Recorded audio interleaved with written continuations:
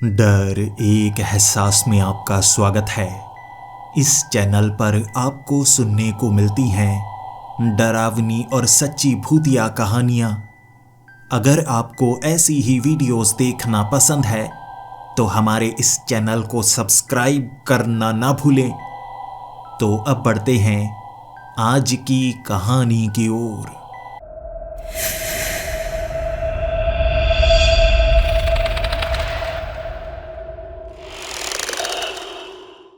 Hello दोस्तों, मेरा नाम रजत है और मैं कांगड़ा शहर का रहने वाला हूँ। लेकिन इस समय मैं पालमपुर में आया हुआ हूँ। मेरी सरकारी नौकरी लग चुकी है और मुझे लग रहा है मेरी जिंदगी सफल हो गई है। कभी गरीबी में मैंने बचपन गुजारा था, लेकिन अब धीरे धीरे कुछ कमाई कर पाऊंगा, एक अच्छा घर बनाऊंगा और अपने माँ बाप को भी यहाँ इस शहर में ले आऊंगा। लेकिन सबसे पहले आपको अपने बारे में बताता हूं कि मेरा स्वभाव क्या है और मेरे साथ क्या क्या बीत चुका है। स्कूल से ही मुझे ज़्यादा दोस्त बनाने का शौक ही नहीं था। अकेलेपन में समय गुजरा करता था। लेकिन मैं हिमाचल से बाहर जाना बिल्कुल पसंद नहीं करता था। पहाड़ों में ऐसा लगता जैसे कुछ भूली बिसरी यादें बार बार मुझे टटोलने की कोशिश करती हैं।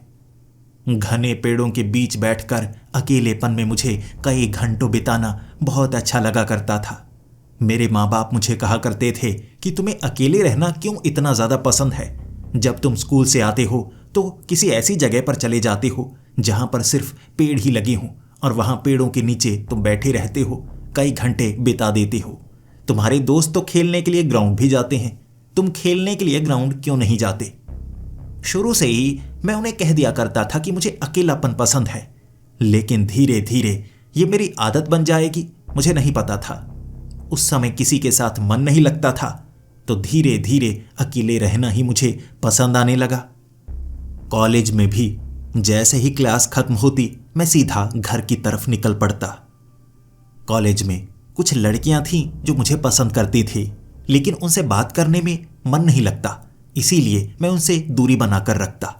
वो मेरे करीब आने की कोशिश तो करती, लेकिन मैं कोई ना कोई बहाना लगा देता। ऐसा नहीं था कि मुझे लड़कियां पसंद नहीं हैं। हाँ, मुझे लड़कियां पसंद है, लेकिन पता नहीं क्यों मैं किसी ऐसी का इंतजार कर रहा हूं जिससे मेरा दिल मिले, जिससे मेरी बातें मिले, जो ऐसा स्वभाव रखे हुए है जैसा मेरा है। लेकिन आज तक ऐसी लड़की को मैं ढूंढ नहीं पाया हूं। भले ही लड़कियां कई थी मेरी क्लास में और मेरी कॉलेज में, लेकिन जिनसे भी मैं बात करता उनसे ऐसा लगता कि कोई रिश्ता नहीं है, बस दूरी सी बना लेता। और अब मुझे नौकरी मिल चुकी है, उम्र भी काफ़ी ज़्यादा हो गई है। मैं 29 साल का हूँ और घर वाले जिद कर रहे हैं कि सरकारी नौकरी लग चुकी है, अब तुम्हारी शादी कर देनी चाहिए। कैसे समझाऊँ उन्हें, शादी ज़िंदगी का सबसे बड़ा डिसीज़न होता है और शादी किसी ऐसे से करनी चाहिए जिससे ताउम्र प्यार किया जा सके।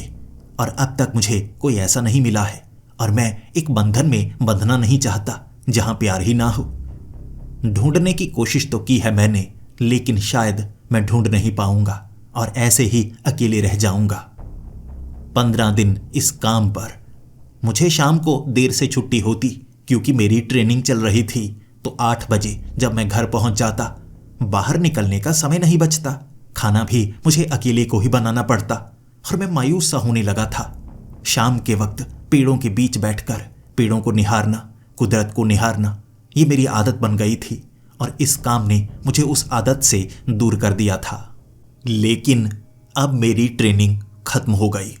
15 दिन निकल चुके थे और शाम को 5 बजे मैं घर आ गया। खाना मैंने जल्दी बना लिया और मैं बाहर निकलना चाहता था, किसी खाली जगह पर जाना चाहता था। लेकिन यहाँ आसपास कोई खाली जगह नहीं थी, तो मैंने बाइक उठाई, थोड़ा दूर निकला। ऐसी जगह कहाँ पर ढूंढूं जहाँ कोई आता जाता ना हो। कोई पहाड़ी, छोटी मोटी कोई पहाड़ी होगी ना, उसके शिखर पर पहुंच जाऊंगा और वहां अपना समय बिताया करूंगा जहां पर किसी का आना जाना ना हो। तो मैं बाइक उठाकर शहर से बाहर एक छोटी सी पहाड़ी की तरफ बढ़ने लगा। कच्चा सा रास्ता था, जैसे आसपास के गांव वाले उस तरफ उस पहाड़ी के ऊपर चढ़ते होंगे। हो सकता है किसी का घर भी वहां पर मौजूद हो।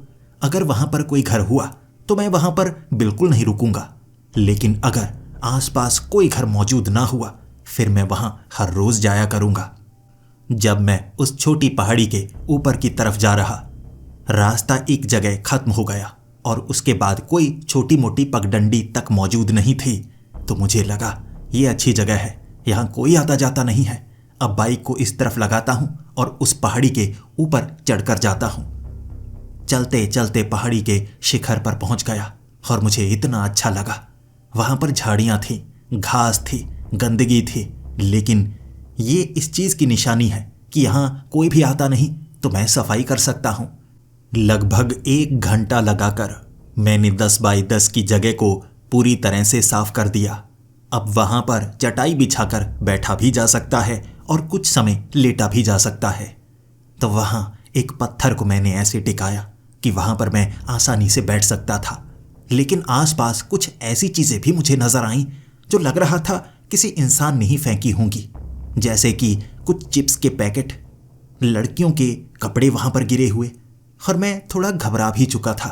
ये जगह सुरक्षित भी होगी, ऐसा ना हो यहां पर मैं लेटा हुआ हूं और कोई आकर मुझ पर हमला कर दे। लेकिन 2 घंटे वहां पर बिताए, मुझे कोई आवाज सुनाई नहीं दी। बस मैं बैठा रहा, ऊपर की तरफ देखता रहा। उसके बाद मेरा मन भर गया। आज का दिन तो बहुत अच्छा निकला था। जैसे ही नीचे की तरफ उतरने लगा, मुझे पास के पेड़ से एक अजीब सी आवाज आई। ऐसा लगा जैसे किसी ने मेरे कान के पास सांस ली हो। मैं पीछे मुड़कर देख रहा, मुझे कोई दिखा तो नहीं, लेकिन अब अंधेरा होने वाला था। मुझे यहां से जल्द निकलना था।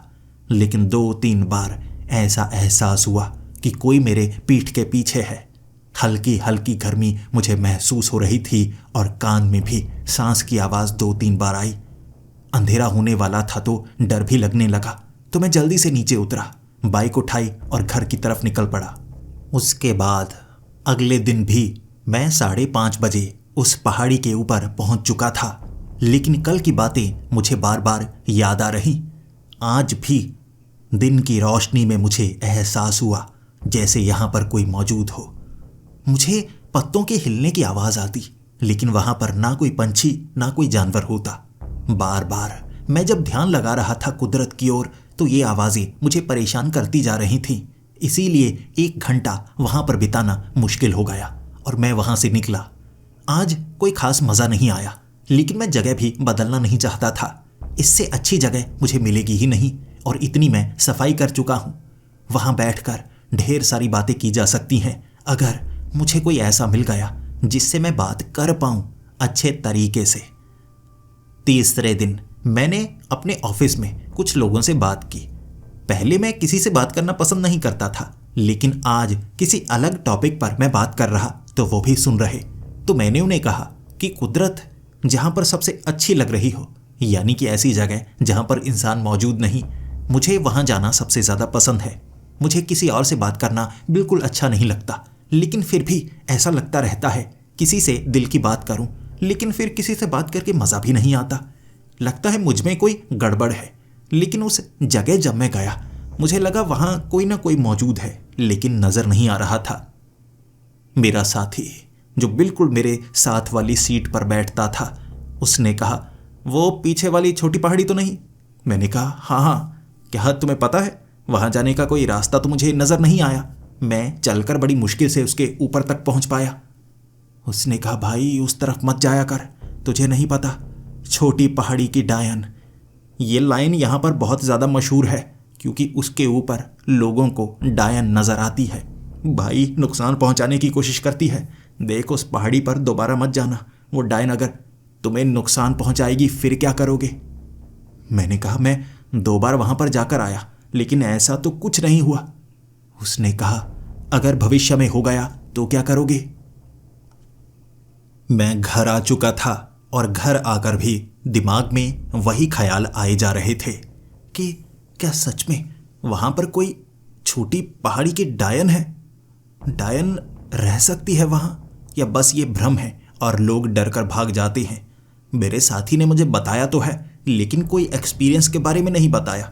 सुनी सुनाई कहानियां तो हर कोई आगे बढ़ाता चला जाता है। अगर किसी के साथ कोई घटना हुई हो फिर तो मानूं भी, वैसे भी मेरे पास कहीं और जाने के लिए जगह नहीं है, तो मुझे आज भी उस तरफ जाना चाहिए। अंधेरे में लोगों को डर लगता है ना। मैं रोशनी में जाऊंगा, रोशनी में वापस आ जाऊंगा। वैसे भी कहीं और जाऊंगा तो लोगों के बीच बैठना होगा, बातें करनी होंगी, और काम के बाद ये सब मुझे पसंद नहीं है। मैं फिर से बाइक उठाकर उसी तरफ गया, बाइक वहीं पर लगाई। लेकिन आज ऊपर चढ़ते वक्त मुझे शुरू में ही एहसास होने लगा जैसे मैं ऊपर जा रहा हूं, कोई मेरे साथ आ रहा है। हल्की हल्की पैरों की आवाज। मैं उसे पूरी तरह से सच नहीं कह सकता। मुझे लग रहा था कि मैं इस बारे में सोचता जा रहा हूं तो मुझे ख्याल भी वैसे आ रहे हैं, आवाजें भी वैसी ही सुनाई दे रही हैं। मैं जब बिल्कुल शिखर पर पहुंच चुका था, वहां पर बैठे बैठे समय कैसे गुजर गया पता नहीं चला। कोई आवाज तो आ ही नहीं रही थी। बड़े आराम से मैं लेटा हुआ, आंखें बंद कर ली थी और एक छोटी झपकी लग गई। जब आंख खुली, थोड़ा थोड़ा अंधेरा हो चुका था, और जब मुझे एहसास हुआ कि मैं किस जगह पर हूँ, मुझे लगा था मैं जल्द यहाँ से निकल जाऊँगा, लेकिन अब तो अंधेरा हो चुका है। और उसके बाद मुझे एक पेड़ पर हल्की हल्की रोशनी नजर आ रही, जैसे ये रोशनी किसी के अंदर से निकल रही हो। कोई वहां पर बैठा हुआ मुझे दिखा था, परछाई की तरह। कोई लड़की या कोई औरत थी जिसके लंबे लंबे बाल, लेकिन पूरी तरह से काली, जैसे कोई परछाई ही हो, और उसके हाथ से कोई चीज नीचे गिरी। उस आवाज ने मुझे डरा दिया। मैं भागा वहां से। जैसे जैसे मैं नीचे उतरता जा रहा, मुझे लग रहा मैं बचने वाला नहीं, लेकिन मेरा पैर फिसला और एक तरफ मैं गिर गया। मेरी एड़ी थोड़ी सी मुड़ चुकी थी, जिस कारण अब मुझसे उठा नहीं जा रहा। और मैंने उस परछाई को बिल्कुल मेरे करीब देखा। उसकी आंखें नहीं थी, उसका चेहरा नहीं था, वो जैसे सीधी खड़ी एक परछाई थी। बस मेरे होश उड़ चुके। मुझे लगा वो मुझे नुकसान पहुंचाएगी, जैसे मेरे साथी ने कहा था, लेकिन उसने मुझे कोई नुकसान नहीं पहुंचाया। मैं जिस छोटे से खड्डे में गिरा था, एड़ी मोड़ने के कारण मैं ऊपर तक चढ़ नहीं पा रहा। वो नीचे गई और वहां से मुझे रास्ता दिखाने लगी। अपने हाथ से उसने एक इशारा किया कि कैसे मैं चढ़ सकता हूं, और उस तरफ से मैं वैसे ही चढ़कर नीचे की तरफ जाने लगा। और वो वहां खड़ी होकर हाथ हिलाकर मुझे बाय कर रही थी। मुझे लगा ये क्या हुआ है मेरे साथ? या तो उसने मुझे नुकसान पहुंचाने की कोशिश की है, या डराने की कोशिश की है, या मेरी मदद की है। मैं समझ नहीं पा रहा था। लेकिन नीचे उतरकर बाइक उठाकर सबसे पहले मैं डॉक्टर के पास गया। कहीं मेरे फ्रैक्चर तो नहीं हो गया, लेकिन मोच आई थी, फ्रैक्चर नहीं हुआ था, तो मुझे खुशी हुई। रात को घर में थोड़ा थोड़ा डर भी रहा, लेकिन फिर सोच भी रहा, क्या सच में वो डायन बुरी थी या अच्छी थी? लेकिन मुझे वहां पर दोबारा नहीं जाना चाहिए। हो सकता है दोबारा मेरे साथ कुछ बुरा करते। 3-4 दिन मेरी एड़ी ठीक होने में लग गए। उसके बाद अपने ऑफिस में भी मैंने अपने साथी के साथ इस बारे में बात की, और वो कह रहा था वहां जाना सही नहीं है। मैंने कहा मैंने अपनी आंखों से उस डायन को देखा। उसकी आंखें नहीं थी, उसका पूरा शरीर जैसे परछाई का बना हुआ हो। तब मुझे मेरे साथी ने बताया, देख तुझे मैं एक बात बताता हूँ, यहाँ ऑफिस में किसी के साथ शेयर मत करना। देख मेरा चक्कर ना एक लड़की के साथ उस समय कॉलेज में चल रहा था। अब भाई यहाँ पर कोई जगह तो मिल नहीं रही थी जहाँ अकेले में उससे कुछ बात कर पाता, तो मुझे लगा तो वो पहाड़ी खाली है, वहाँ पर जाएंगे, बैठेंगे, कुछ समय बिताएंगे। तो उसे लेकर मैं उस पहाड़ी के ऊपर गया था। अंधेरा थोड़ा थोड़ा हो चुका था। वैसे हमारे पास लाइट के लिए सोर्स था, लेकिन अंधेरे में वो नजर आई। वो हमारे पीछे भागी थी। भाई मैं बता नहीं सकता क्या हालत हो गई थी। उसने हमारा रास्ता रोका था और उसके बाद हमें धमकी दी थी। वो सिर्फ इशारे करती है, बोलती नहीं है। लेकिन भाई कोई डायन सामने नजर आ जाए तो सोच ही सकते हो किसी का कुछ भी बुरा हो सकता है। उसके बाद उसने हम पर हमला किया। ज़्यादा नुकसान तो नहीं पहुंचाया, लेकिन धक्का देकर नीचे गिरा दिया था और भगा दिया था उस पहाड़ी से। बस उसके बाद से मेरी हिम्मत तो नहीं है उस तरफ जाने की। और मैंने कई और लोगों को इस घटना के बारे में बताया, कुछ खास लोगों को, और उनकी आपबीती भी मुझे सुनने को मिली। मेरे एक दोस्त ने वहाँ रात को जाकर जैसे एक डेयर करने की कोशिश की। वहाँ माना जाता है कि वो छोटी पहाड़ी की डायन उस पहाड़ी के ऊपर रहती है तो वो रात वहां पर बिताना चाहता था, लेकिन 2 घंटों में जख्मी होकर वहां से भागता हुआ नीचे की तरफ आया था। कहते हैं कि वो डायन पसंद नहीं करती कि कोई उस पहाड़ी के ऊपर आए, उसे अकेले रहना पसंद है। मैंने अपने साथी को अपने बारे में घटी उस घटना के बारे में बताया। मैंने कहा उसने मेरी मदद की थी, मेरी एड़ी मुड़ चुकी थी, मुझसे उठा नहीं जा रहा था, तो उसने छोटा रास्ता बताया जहां से मैं नीचे उतर सकता था। मेरे साथी ने कहा असंभव, कोई डायन कभी किसी की मदद नहीं करती। वो भयानक डायन है जो नुकसान पहुंचाती है, तुम्हें गलत फहमी हुई होगी। ये कहकर उसने बात खत्म कर दी, लेकिन मैं उसे समझाना चाहता था उसने मेरे साथ बुरा नहीं किया है, बल्कि मुझे लगता है शायद वो किसी को नुकसान नहीं पहुंचाती होगी। यह जानने का एक ही तरीका था, मेरा वहां पर दोबारा जाना। मैं किसी ऐसी जगह पर जाना पसंद नहीं करता जहां पर कोई मौजूद हो, लेकिन ऐसी जगह जो अकेलेपन को आपके पास लेकर आती है, उसे छोड़ना भी अपने हक को छोड़ने के बराबर है। मुझ में 2 दिन बाद फिर से हिम्मत आ गई।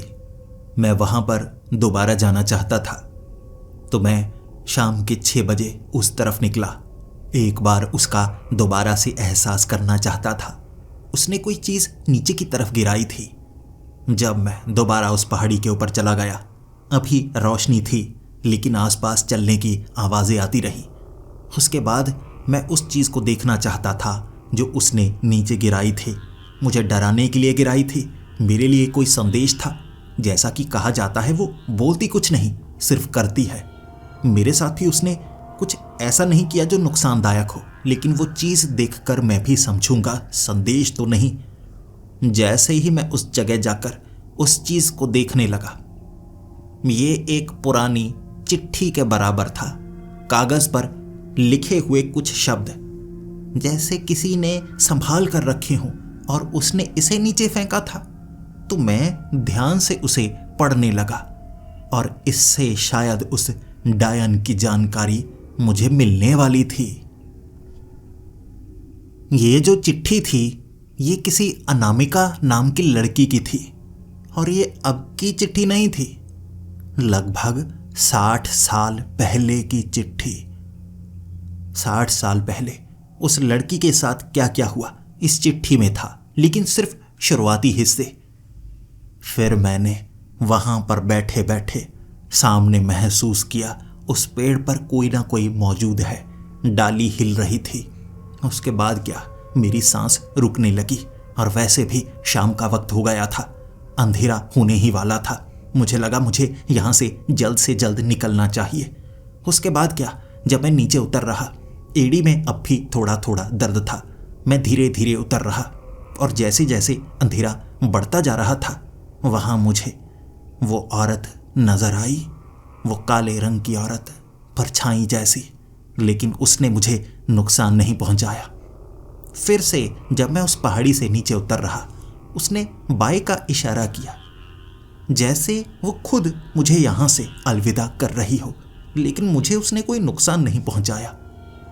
मैंने पीछे मुड़कर जब देखा, उसने एक और चिट्ठी वहां से नीचे फेंकी और उसकी तरफ इशारा किया, लेकिन जो चिट्ठी मेरे हाथ में थी, मैंने उसे अब तक नहीं पढ़ा था। फिर मैं वहां से निकल गया।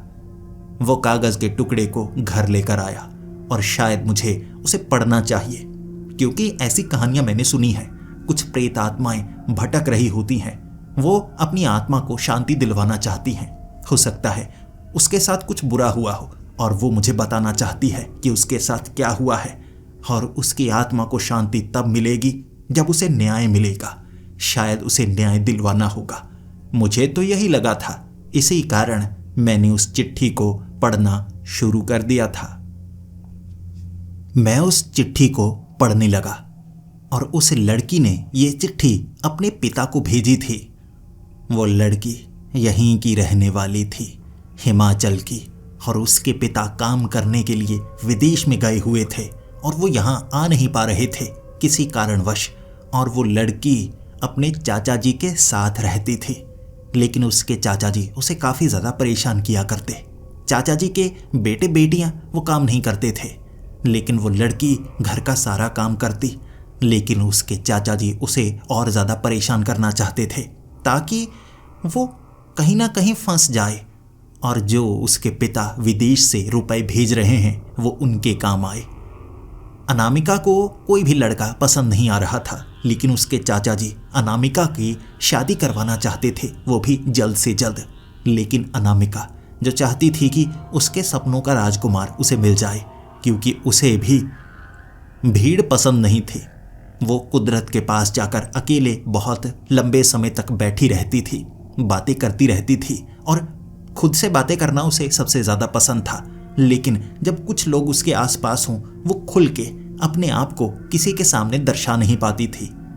इसीलिए वो इस पहाड़ी के ऊपर आया करती थी। पहले से इसका नाम छोटी पहाड़ी रहा है और वो यहाँ पर आती थी।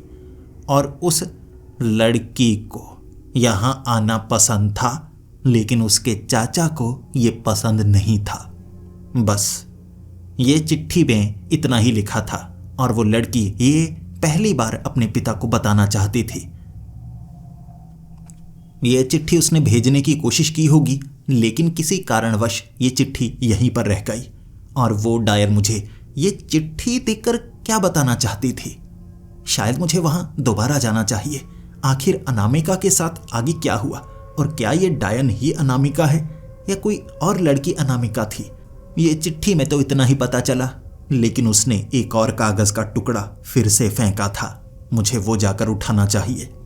अगले दिन फिर से जैसे ही काम से छुट्टी हुई, जल्द से जल्द मैं उस पहाड़ी के ऊपर पहुंच गया।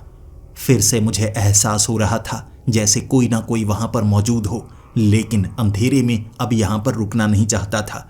फिर मैंने उस चिट्ठी को उठाया जो उसने कल फेंकी थी और वहीं पर बैठकर मैं पढ़ने लगा था।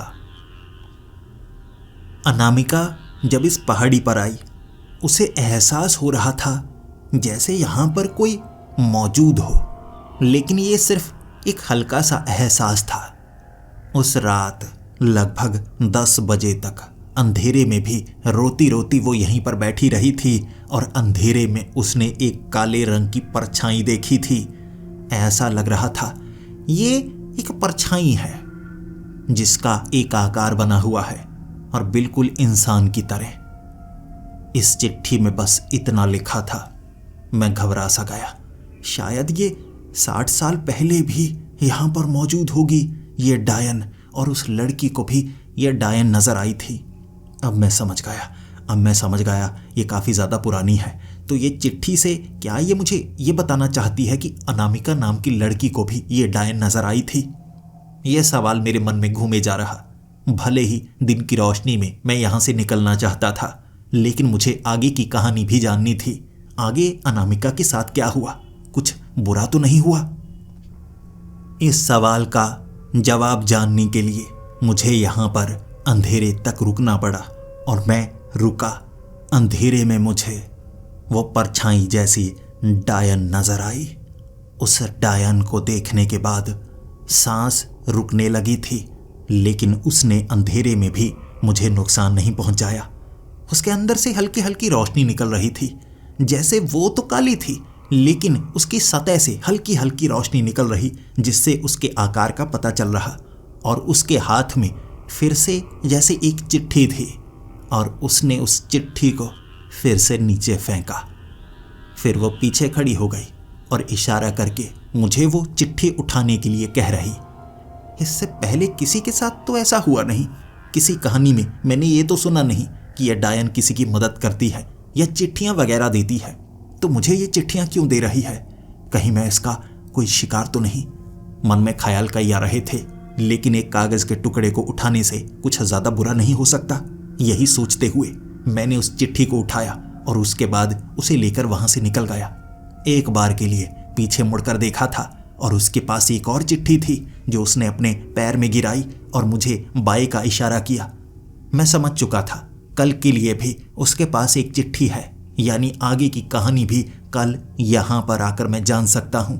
लेकिन जो चिट्ठी मेरे हाथ में है उसमें क्या लिखा है वो घर जाकर मैं पढ़ना चाहता था।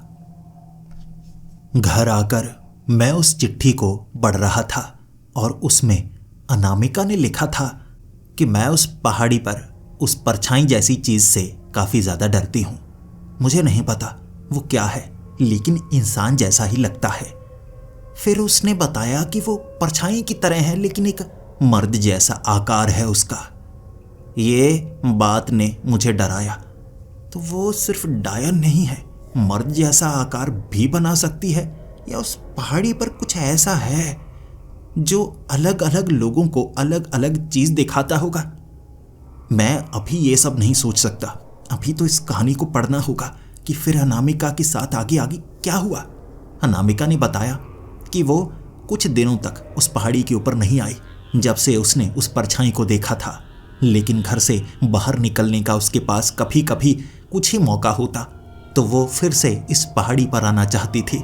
जब चाचा जी के साथ बहुत ज़्यादा लड़ाई हो गई, चाचा जी चाहते थे कि वो एक लड़के से शादी करे।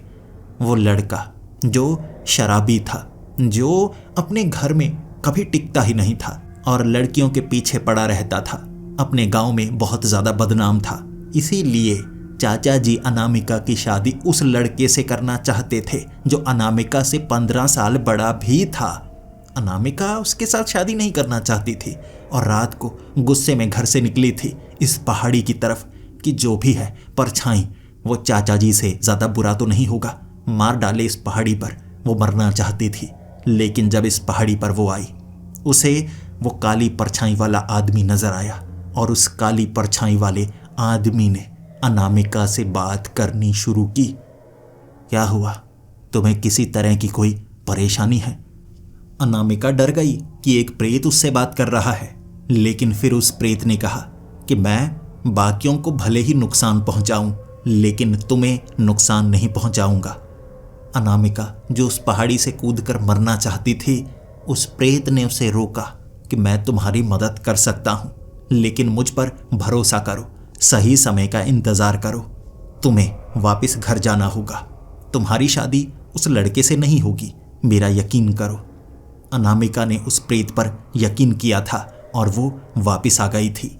ये बात भी उसने इस चिट्ठी में लिखी थी, लेकिन उसके बाद उसके साथ क्या हुआ? मेरे अंदर उतावलापन सा जागने लगा था। 60 साल पहले हुई इन घटनाओं की जानकारी मुझे ऐसी लग रही जैसे मुझसे जुड़ी हुई हो। अगले दिन फिर से मैं उस पहाड़ी पर पहुंचा, लेकिन इस बार रात के अंधेरे में। मैं अंधेरे में उस चिट्ठी को पकड़कर घबराया हुआ जल्दी से वहां से निकलना चाहता था, लेकिन फिर मुझे वो परछाई जैसी डायन वहां पर एक और चिट्ठी गिराती हुई नजर आई। मैं वहां रुक गया। फिर उससे मैं बात करना चाहता था। तुम मुझे ये चिट्ठियां क्यों दे रही हो? क्या तुम अनामिका हो, या अनामिका वो लड़की थी जो यहां पर सबसे पहले आई थी? क्या तुम एक औरत हो या मर्द हो? मुझे कुछ समझ में नहीं आ रहा। आखिर तुम मुझे ये चिट्ठियां क्यों दे रही हो? मैंने तो सुना है तुम यहां पर आए लोगों को नुकसान पहुंचाती हो, तो मुझे तुम नुकसान क्यों नहीं पहुंचा रही? मुझे जवाब चाहिए। तब उस डायन ने बस चिट्ठी की तरफ इशारा किया। वो चाहती थी कि मैं इन चिट्ठियों को पढ़ूं, लेकिन क्यों, ये अभी वो बताना नहीं चाहती थी, या शायद वो बोल ना पाती हो। तो मैं उस चिट्ठी को लेकर घर वापिस आ चुका था और मुड़कर मैंने पीछे देखा तक नहीं। उसने अलविदा कहा है या नहीं? घर में रात को बैठकर मैं उस चिट्ठी को पढ़ने लगा और उसमें अनामिका नाम की उस लड़की ने लिखा हुआ था कि उस प्रेत की बात मानकर वो वापस अपने घर आ चुकी थी, लेकिन उसे लग रहा था जल्द ही उसकी शादी हो जाएगी और घर में शादी की तैयारियां भी चलने लगी। लेकिन 2 दिनों तक वो घर से बाहर निकल नहीं पाई, क्योंकि उसके चाचा जी उससे ही काम करवा रहे थे उसकी शादी के लिए। काम वाली घर में नहीं रखी थी, लेकिन लोगों को दिखाया जा रहा था कि उसकी शादी धूमधाम से की जाएगी, लेकिन बदले में उसके चाचा जी को कुछ रकम मिलने वाली थी। ये बात उसके चाचा जी ने किसी को नहीं बताई थी, लेकिन अनामिका को लग रहा उसकी ज़िंदगी बर्बाद हो जाएगी। वो चाहती थी कोई अपना मिले, लेकिन उसके गले में एक बूढ़ा वरमाला डालेगा और उसे खरीद कर ले जाएगा, इसीलिए वो परेशान। लेकिन 2 दिन बाद उसे खबर मिली, वो आदमी जो उससे शादी करना चाहता था शराब के नशे में धुत एक तालाब में गिरकर मारा गया। उसके गले में जो फंदा डाला जा रहा था वो अपने आप किस्मत ने उससे दूर कर दिया, और वो बहुत ज़्यादा खुश और उसका चाचा बहुत ज़्यादा दुखी। ये बात भी उस लड़की ने चिट्ठी के सहारे अपने पिता को बताने की कोशिश की थी। इस चिट्ठी में इतनी ही जानकारी। उसके बाद क्या हुआ? क्या उसकी शादी उसके चाचा ने किसी और के साथ कर दी? और वो प्रेत जिसने उसे बचाया, आखिर वो प्रेत क्या चाहता था? मैं आगे की जानकारी चाहता था, लेकिन आधी रात का वक्त था। उत्सुकता बढ़ती जा रही और मुझसे रहा नहीं गया। बाइक उठाई मैंने और पहुंच गया फिर से मैं उस पहाड़ी के ऊपर। मन घबरा भी रहा था। आधी रात को कहते हैं चुड़ैलें, प्रेत, डायने सबसे ज्यादा ताकतवर होती हैं। ऐसा तो नहीं यहां बुलाने के लिए ऐसी चिट्ठियां वो मेरे हाथ में थमा रही है ताकि मैं यहां पर आऊं और मारा जाऊं। यह बार बार मैं सोच रहा। उस पहाड़ी के शिखर पर मुझे सामने वो डायन नजर आई। अब पूरी तरह से काली नहीं थी। आधी रात के वक्त मुझे उसकी आंखें भी नजर आईं। ऐसा लग रहा था जैसे वो एक बूढ़ी औरत हो। उसके बाल हल्के हल्के सफेद लग रहे, लेकिन फिर भी परछाई की तरह ही। मैं डरा। उसने आकार बदला है, मुझे मार भी सकती है, लेकिन नहीं। उसने चिट्ठी की तरफ इशारा किया, मुझे चिट्ठी उठाने के लिए कहा और एक और चिट्ठी मेरे हाथ में थमा दी। 2 चिट्ठियां थीं जो मेरे पास थीं। उसे लेकर मैं घर आया और पीछे मुड़कर देखा, वो मुझे अलविदा कर रही थी। समझ गया मैं, वो नुकसान नहीं पहुंचाना चाहती। यकीनन उसके साथ ही कहानी जुड़ी हुई है। शायद उसे मोक्ष इसी तरह मिलेगा, उसकी आत्मा को शांति इसी तरह से मिलेगी। तो मैं ये काम करता रहूंगा, इस कहानी को आगे जानने की कोशिश करूंगा। आधी रात का वक्त और घर में उस चिट्ठियों को खोलकर आगे की कहानी मैं पढ़ना चाहता था। उसके बाद अनामिका दोबारा इसी पहाड़ी के ऊपर आई थी उस प्रेत को शुक्रिया करने, और वो प्रेत कह रहा था, तुम्हारे सपनों का राजकुमार तुम्हें मिलेगा, तुम्हारा सच्चा प्यार तुम्हें मिलेगा, लेकिन तुम्हें मेरे लिए एक छोटा सा काम करना होगा। अनामिका डर रही थी कि एक प्रेत ने एक बार मदद की है तो बदले में हो सकता है कुछ बहुत बड़ी चीज मांग ले। उसने कहा, मैं तुम्हें एक छोटी सी अंगूठी दूंगा, तुम्हें वो अंगूठी पहननी होगी। उस अंगूठी के जरिए मैं तुम्हारे करीब रह सकता हूं, तुम्हें जानकारी दे सकता हूं, और आधी रात के वक्त मैं तुम्हें नजर आऊंगा तो मुझसे बात कर सकती हो। लेकिन अनामिका ने मना कर दिया। उसने कहा, नहीं, मैं किसी प्रेत को अपने साथ नहीं रखना चाहूंगी, मैं तुम पर भरोसा नहीं करती। और उसने कहा था, जिस दिन भरोसा हो जाए तुम उस दिन मेरे पास चली आना। वैसे अंगूठी नहीं पहनना चाहती तो इस जगह मुझसे बात कर सकती हो, अपनी मुसीबत तुम मुझे बताना, मैं मदद करने की पूरी कोशिश करूंगा। अनामिका को लगा ये काम किया जा सकता है। उसके बाद वो प्रेत ने कहा था, तुम्हारे लिए एक और रिश्ता आएगा, तुम्हें बस एक छोटा सा काम करना होगा। जिस दिन लड़के वाले तुम्हें देखने के लिए आए, चाय में नमक डाल देना, बस इतना काम, और तुम्हारा रिश्ता टूट जाएगा। उन्हें एक ही चीज चाहिए, वो है अच्छा खाना पीना। हैं वो बुरे, लेकिन चाय में नमक तुम्हारा काम कर देगा। और जब उस लड़की को देखने के लिए एक परिवार आया और उस आदमी की उम्र 50 साल थी, गुस्सा तो अनामिका को बहुत आ रहा था, लेकिन वो अमीर थे। उन्होंने सौदा किया था अनामिका के चाचा के साथ, और अनामिका के पिता को कुछ पता ही नहीं चल रहा। अनामिका चिट्ठियां भेज तो रही थी, लेकिन शायद उसके पिता तक ये चिट्ठियां पहुंच नहीं रही थी। अगर मेरे हाथ में ये चिट्ठियां हैं तो यकीनन उसके पिता तक ये चिट्ठियां नहीं पहुंच रही थीं। तब अनामिका ने चाय में नमक डाला और वहां बहुत झगड़ा हुआ और वो गालियां देकर वहां से चले गए। इस तरह अनामिका का रिश्ता नहीं हो पाया और उसके चाचा ने अनामिका को पीटा था।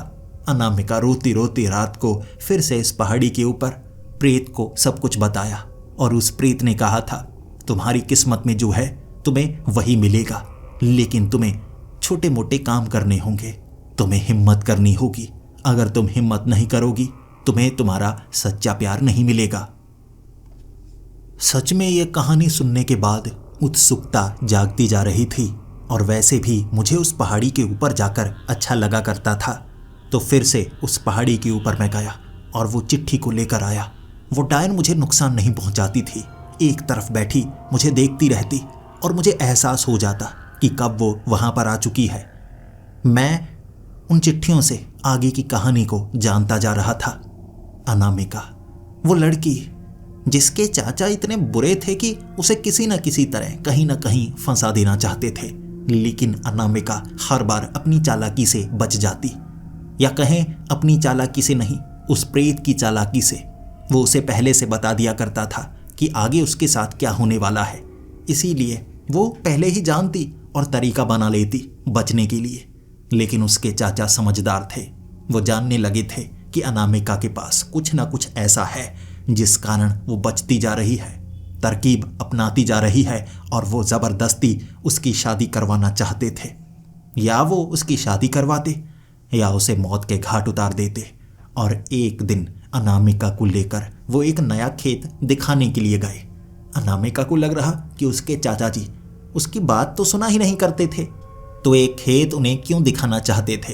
अनामिका उस शाम उस खेत में जाने से पहले उस प्रेत के पास गई, और वो प्रेत कहने लगा, उस खेत में तुम्हारे बचने के लिए कोई और तरीका नहीं है। तुम्हें तुम्हारे चाचा मौत के घाट उतार देंगे, तुम्हें काट कर जमीन में दफना देंगे। उस अंगूठी को पहन लो, मैं तुम्हें बचा सकता हूँ और आगे क्या करना है वो भी बता सकता हूँ। अनामिका के पास और कोई रास्ता नहीं था। उसने वो अंगूठी पहनी, डरते डरते कि ये प्रेत भी हो सकता है उस पर हावी हो जाए और उसे मार डाले। लेकिन उस प्रेत ने अनामिका को मारा नहीं, वो अनामिका के साथ था उस खेत में, और उसके चाचा जो दिल का दौरा पड़ने के कारण उस खेत में मारे गए, ये उस प्रेत ने किया था। उसके चाचा का यही समय था मरने का, इससे पहले कि वो अनामिका को मारते। ऐसे अनामिका की जिंदगी में एक बदलाव आया। अब उसे देखने वाला कोई नहीं था, तो उसकी चाची भी उसे अपशगुन मानने लगी थी।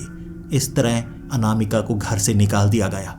वो अकेली थी और प्रेत ने कहा, एक तरीका है, तुम्हें जैसा जैसा मैं कहता हूँ वैसा वैसा करते जाना है। अनामिका ने वैसा वैसा किया था और चिट्ठी में इस बार लिखकर आखिरी बार वो भेजना चाहती थी अपने पिता को उस घर से निकलने के बाद।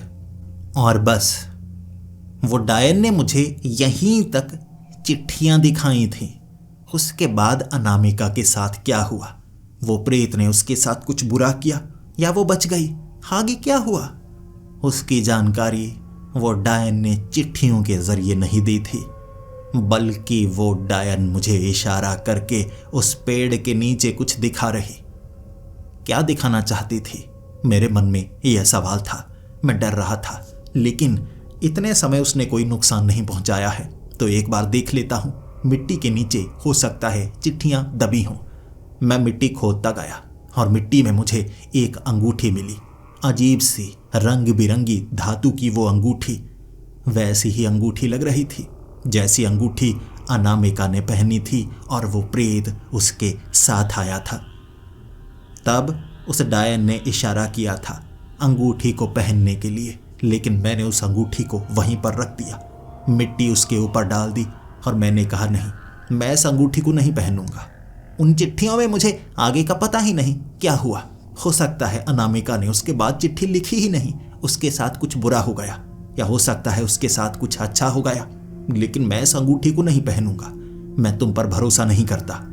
और उसने मुझे नुकसान नहीं पहुंचाया, बल्कि वो उसी पेड़ पर बैठ गई, मुझे देखती रही। 2-3 दिनों तक वहां पर मैं नहीं गया, लेकिन फिर से चौथे दिन वहां पहुंच गया। वो जगह मुझे अच्छी लगती थी, वहां मुझे अपनेपन का एहसास होता था। भले ही वहां पर वो डायन थी जो हो सकता है मुझे नुकसान पहुंचाए, लेकिन मुझे अब डर नहीं लग रहा। वहां देखता रहा मैं उसकी तरफ, और वो भी दूर से मेरी तरफ देखती रहती। कभी कभी आधी रात को मैं वहां पर बैठा हुआ होता और वो इशारा करते अंगूठी पहनने के लिए। मैं भी उसको कहता आगे क्या हुआ, वो जवाब नहीं देती। उसके बाद कई महीने बीत गए। मैं वहां पर जाता रहा और उस डायन ने मुझे कभी भी नुकसान नहीं पहुंचाया। सोच में पड़ा हुआ था उस पर भरोसा करना चाहिए या नहीं। और एक रात मैंने हिम्मत की, दोबारा मिट्टी को खोदा, अंगूठी को बाहर निकाला और फिर मैंने उस डायन को कहा, देखो आगे की कहानी मैं नहीं जानता, लेकिन मेरे साथ कुछ बुरा मत करना। मैंने तुम्हारे साथ कुछ बुरा नहीं किया है। और फिर मैंने जब उस अंगूठी को पहना, मुझे वो डायन साफ नजर आई। एक बूढ़ी औरत लग रही थी जिसकी उम्र 85 साल के करीब होगी। हैरानी से मैं उसे देख रहा। उसकी मुस्कुराहट, वो खुश थी और कह रही, अब मैं तुमसे बात कर सकती हूं। मैं बोल नहीं सकती थी, लेकिन चिट्ठियों के जरिए मैं तुम्हें कहानी सुना रही थी, अपनी कहानी। मैं हैरान, ये तुम्हारी कहानी थी? इसका मतलब तुम अनामिका हो? उसने कहा, हाँ। मैंने कहा, तो आगे क्या हुआ? तो तुम्हें उस प्रेत ने मार डाला होगा ना, मौत के घाट उतार दिया और तुम एक डायन बनी। अब तुम मेरे साथ वैसा ही करोगी? उसने कहा, नहीं, अंगूठी उतारना चाहते हो तो तुम उतार सकते हो, लेकिन अगर तुम्हें आगे के बारे में जानना है तुम्हें ये अंगूठी पहनकर रखनी होगी। मैं रात के 12 बजे अब तुम्हारे घर में भी आ सकती हूँ और तुमसे बात कर सकती हूँ। यकीन मानो, मैं तुम्हें नुकसान नहीं पहुंचाऊंगी। और मैं चिट्ठियों में ये जानकारी इसलिए नहीं दे सकती थी क्योंकि ये चिट्ठियां मैंने लिखी थीं, लेकिन मेरे पिता तक पहुंच नहीं पाई। लेकिन आखिरी चिट्ठी वही थी जो मैंने लिखी। उसके बाद मेरी जिंदगी बदल गई। मुझे दोबारा चिट्ठी लिखने का मौका नहीं मिला, लेकिन मैं खुद बता सकती हूँ आगे मेरे साथ क्या क्या हुआ था, लेकिन टुकड़ों में बताऊंगी क्योंकि ये जानकारी बहुत ज़रूरी है। तुम्हारे भी काम की है, मेरे भी काम की है। तुम्हें मुझ पर भरोसा करना होगा, तभी ये जानकारी तुम्हारे काम आएगी, वरना तुम्हारे किसी काम की नहीं। ये कहानी मेरी कहानी। उस अंगूठी को पहनकर मैं घर आ गया। रात को 12 बजे तक मैं इंतज़ार करता रहा और वो डायन अब मेरे घर में थी। मुस्कुराती हुई एक तरफ बैठी, कहने लगी, तुम्हें पता है आगे क्या हुआ था? उसके बाद उस प्रेत ने कहा था, इस शहर को छोड़ दो, अपने पिता को चिट्ठी लिखने से कोई खास फायदा नहीं होगा। मैंने वो चिट्ठियां एक लोहे के बक्से में डालकर यहाँ मिट्टी में दफना दी थी और अब तुम्हें वो चिट्ठियां मैंने दी हैं। इतने समय से वो चिट्ठियां खराब नहीं हुई थी, लेकिन उस प्रेत के कहने पर मैं हरिद्वार गई थी। वहां पर कुछ समय मैं बिता सकती थी, एक धर्मशाला में रहकर, और वहां मेरी जिंदगी में आगे क्या क्या होता वो सब कुछ मुझे वो प्रेत बता रहा था, लेकिन टुकड़ों में, क्योंकि उसे पता था मैं उसकी बातों पर यकीन नहीं करूंगी। लेकिन अगर वो मुझे मारना चाहता तो पहले ही मार चुका होता।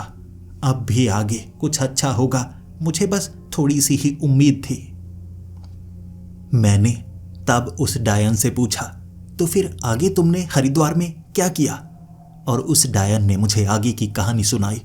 मैं एक मंदिर में जाने लगी। हर रोज उस मंदिर की मैं साफ सफाई करती। वहां पर मुझे खाना मिल जाता, कपड़े मिल जाते। बस हर रोज मैं यही काम किया करती थी। और वो प्रेत मुझे कहता था, तुम्हें ये काम करना होगा, जब सही समय आएगा तुम्हारी जिंदगी बदलेगी। और मैंने उस पर भरोसा किया था कि एक मंदिर की सफाई करने के लिए अगर एक प्रेत मुझे कह रहा है तो इसमें कुछ बुरा नहीं होगा।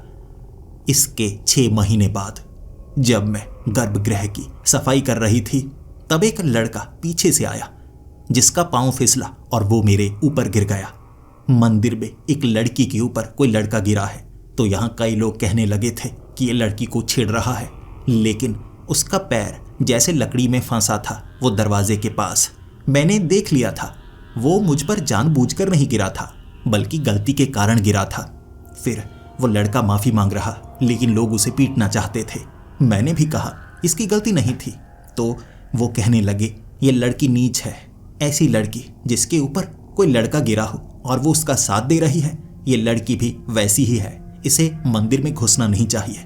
और तब उस लड़के ने कहा था, मैं इससे शादी करूंगा। अगर आपको लगता है कि ये लड़की बुरी है या मैं बुरा हूं, तो मैं साबित करता हूं, मैं इससे शादी करूंगा और शादी होने के बाद इसकी तरफ कोई उंगली नहीं उठाएगा। और उसी समय उस मंदिर में उस लड़के ने मुझसे शादी की।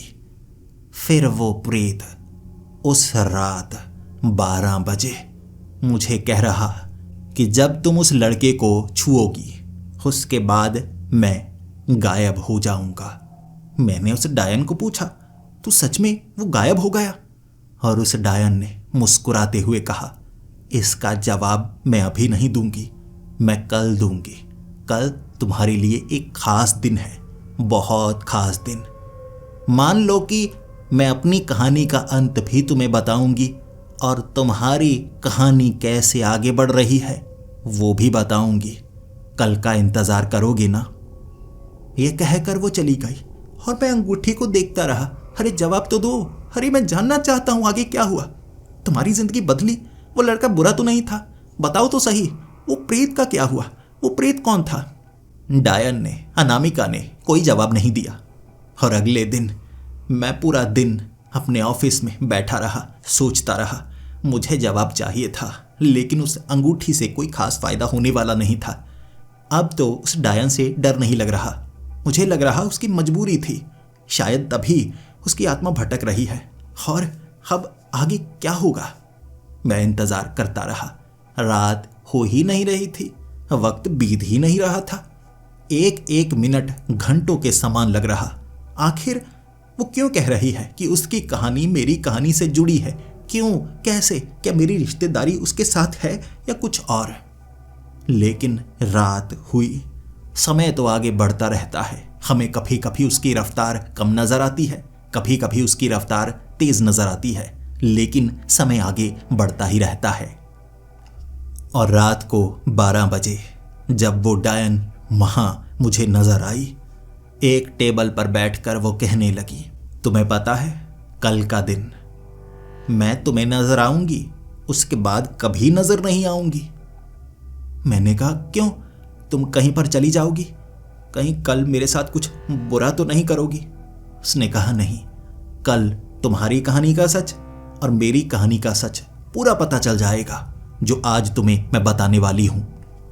फिर उस डायन ने मुझे अपनी कहानी का अंत बताया।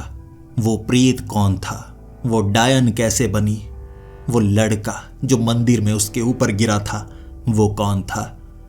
उस डायन ने कहा उस लड़के ने शादी के बाद भी मुझे छुआ नहीं था, लेकिन उस रात तक मैं बस उस प्रेत से आखिरी बार बात करना चाहती थी। क्या यही मेरी नियति है? और उस प्रेत ने उस कमरे के बाहर आखिरी बार बुलाया था बात करने के लिए। और फिर उस प्रेत ने कहा था, तुम्हें पता है वो लड़का कौन है?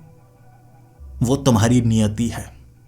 तुम हमेशा पिछले कई जन्मों से उसी से प्यार कर रही हो और हर बार तुम्हारी जिंदगी में वही तुम्हें मिलता है, या कहूं मैं ही तुम्हें मिलता हूं और तुम मेरे लिए ही बनी हो और हमेशा मुझे मिलती हो। अनामिका ने पूछा, कहने का मतलब क्या है?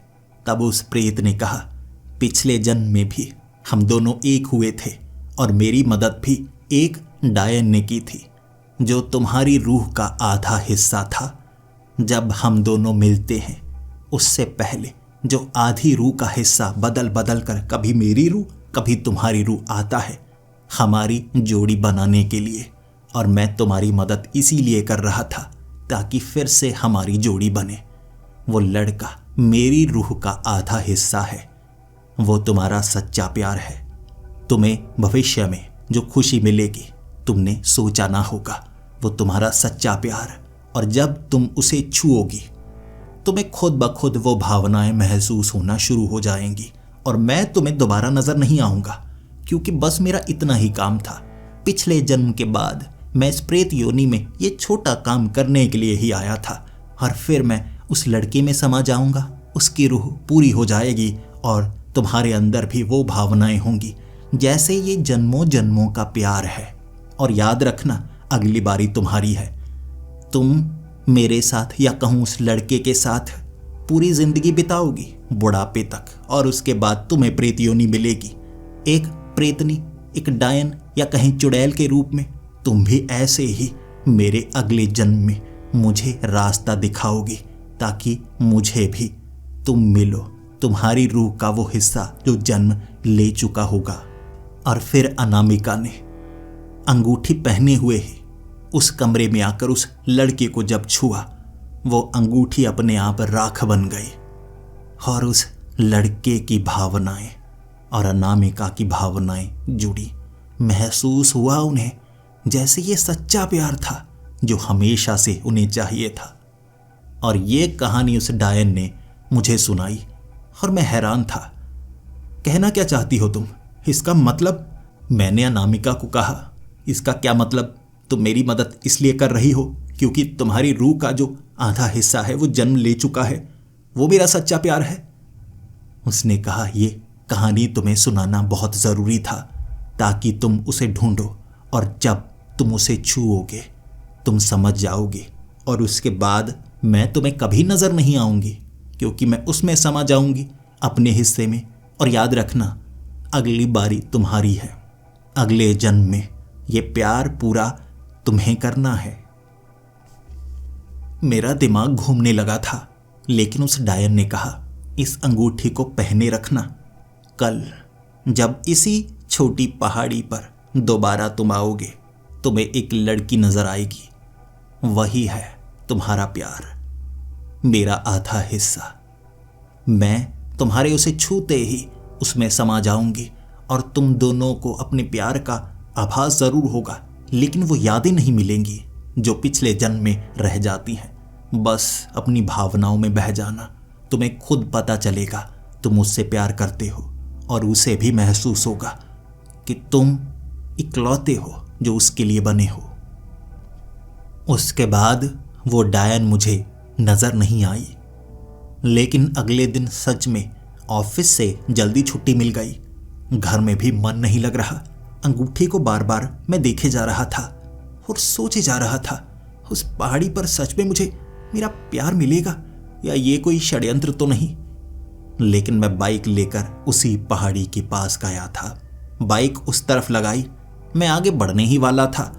पास में मैंने एक छोटी स्कूटी लगी देखी, और उस स्कूटी के पास खड़ी वो लड़की जिससे स्कूटी का स्टैंड सही से लग नहीं रहा था, और पीछे उस खाई में वो कभी भी गिर सकती थी। वो लड़की बेसुध, उसे समझ ही नहीं, या गलती उससे हो सकती थी। लेकिन वहां खड़ा मैं उसे देखता रहा, और उस डायन की बातें मुझे याद आ रही थी। कहीं ये पागल सी लड़की तो नहीं, ये तो अभी गिरकर मर सकती है। तभी उसने स्कूटी का स्टैंड सही से नहीं लगाया और स्कूटी उसके ऊपर, उसका धक्का उसे लगा, वो पीछे गिरने वाली थी। मैंने उसकी कलाई पकड़ी, वहां उसे खींचकर एक तरफ गिराया, और सच में जब उसे छुआ था बिजली का झटका मुझे महसूस हुआ, और वो लड़की नीचे गिरते ही, ओ पागल, पकड़ा क्यों? मैंने कहा, तुम गिर जाती। उसने कहा, हाँ वो गिर तो जाती, लेकिन पकड़ा क्यों, बिना पूछे छुआ क्यों? तब मैंने उसे कहा, तुम पागल तो नहीं, गिर जाती तो मर जाती, तुम्हें मरने से बचाया है, तुम तो धन्यवाद भी नहीं कर रही। तब उसने उस खाई को ध्यान से देखा और कहा, अरे भगवान, मैं तो बच गई। वैसे तुम्हारा शुक्रिया, मैं कोई खाली जगह ढूंढ रही थी जहां पर मैं बिता सकती हूं अपना समय। देखो मुझे भीड़ पसंद नहीं, लेकिन अब तुमने जान बचाई है तो तुम भी क्या इस पहाड़ी के ऊपर जा रहे हो? मैंने कहा, हाँ। उस लड़की ने कहा, मैंने सुना है यहाँ कोई डायन वायन रहती है, तुमने देखी तो नहीं? सच में मैं दिन के वक्त ही जाऊंगी, और दोबारा तो तुम यहाँ पर नहीं आओगी ना? मुझे अकेले ज़्यादा पसंद है। मैंने हामी भरी, लेकिन सच में उसको छूने के बाद से वो मुझे अच्छी लगने लगी थी, और धीरे धीरे वो सख्त बातें कर रही, नर्म होती जा रही। 2 घंटे वहां पर हमने बिताए थे। उसने भी अपनी सारी जन्म कुंडली मेरे सामने खोल दी, और मैं भी भावनाओं में बहता गया, सब कुछ बताता गया। फिर क्या, हम में दोस्ती हो गई, और 10 दिन बाद मैंने उसे वो कहानी सुनाई। लेकिन उस कहानी को सुनने से पहले ही उसने ये कह दिया था कि तुम मुझे पसंद हो। इससे पहले कोई लड़का ऐसा मिला ही नहीं जिससे मैंने इतनी देर तक बात की हो। मैं भी उसके लिए यही शब्दों का इस्तेमाल करना चाहता था, बिल्कुल मेरे जैसी। मुझे अकेलापन पसंद है, उसे भी। लेकिन अब दोनों जब हम इकट्ठे होते, किसी से डर नहीं लगता। भीड़ में भी इकट्ठे जा सकते थे क्योंकि हमें किसी और से फर्क ही नहीं पड़ता। वो जैसे मेरे लिए ही बनी थी, मैं उसके लिए ही बना था। वो अंगूठी कब गायब हो गई मुझे पता ही नहीं चला था, क्योंकि मैं उसकी आंखों में खोया हुआ था। हमारी ये प्रेम कहानी ऐसे किस्मत से आगे बढ़ेगी मैंने कभी सोचा ही नहीं था। मेरे घर वाले मेरे पीछे पड़े थे कि मैं शादी नहीं करवा रहा हूँ, और उसके घर वाले उसके पीछे पड़े थे कि वो शादी नहीं करवा रही है, क्योंकि उसे कोई लड़का पसंद नहीं आ रहा था, मुझे कोई लड़की पसंद नहीं आ रही थी। हम दोनों को पसंद आ गए और शादी की बात अपने आप चल पड़ी। सब कुछ जैसे कहते हैं नियति में होता है और हमारी किस्मत हर बार हमें मिला ही देती है, लेकिन पता है मुझे अगली बारी मेरी है। जिंदगी बिताऊंगा उसके साथ, उसके बाद शायद मैं भी एक प्रेत बन जाऊंगा जो अगले जन्म में भी फिर से अपने प्यार को मिलाएगा।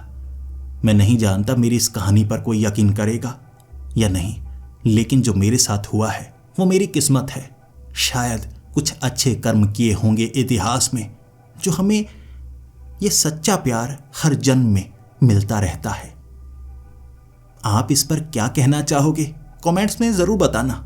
मैं भी अपनी इस कहानी को दूसरे को सुनाने के बाद उसके विचारों को पढ़ना पसंद करूंगा। अगर आपको ये कहानी पसंद आई है तो इसे लाइक और शेयर ज़रूर करें और ऐसी ही कहानियाँ सुनने के लिए इस बेहतरीन चैनल को सब्सक्राइब ज़रूर कर लें। तो मिलते हैं अगली वीडियो में, तब तक के लिए डरते रहें।